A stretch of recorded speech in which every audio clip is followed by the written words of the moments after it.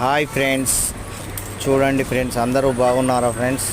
చూడండి, మా ఆమెను షాప్ దగ్గర కూర్చొని షాప్ చూసుకో లల్లి అని చెప్తే మా లల్లి ఏమో షటిల్ ఆడుతుంది పిల్లలతోని. షటిల్ షాప్ దగ్గర షాప్ చూసుకో గిరాకీ ఉంటుంది అని నేను చెప్పిన కానీ మా ఆమెనేమో పిల్లలతో షటిల్ ఆడుతుంది.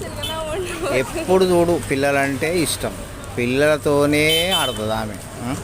ఆమెకు బ్యాచ్ ఒక 30 మంది బ్యాచ్ ఉంది ఫ్రెండ్స్. ఈ బ్యాచ్లో ఈమెనే హెడ్ లీడర్.